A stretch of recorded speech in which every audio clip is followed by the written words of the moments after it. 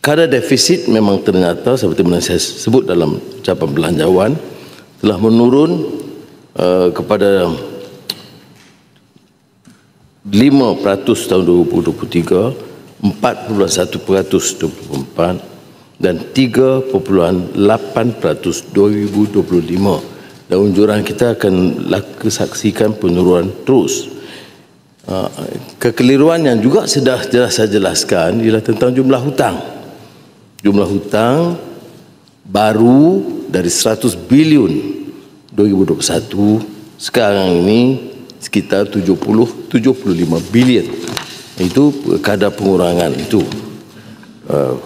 Jadi sebab itu seperti mana kita lihat kenyataan defisit yang ditanggung setakat ini adalah hingga akhir September 2025 dan mengakibatkan jumlah hutang persekutuan 1.315.5 bilion. Tapi isu besar kita ialah tanggungan hutang dan obligasi kita harus kita tunaikan. Apa dia hutangnya? Parasnya dan keupayaan kita ada. Umpamanya kapasiti kewangan kerajaan mestilah diteruskan secara berhemah.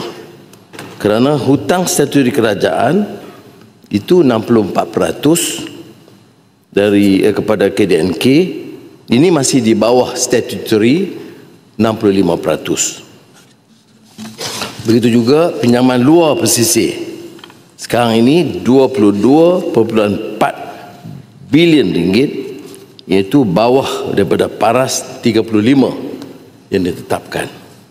Bil perbendaharaan Malaysia juga tidak melebihi, kerana sekarang 4 bilion, paras kita 10 bilion.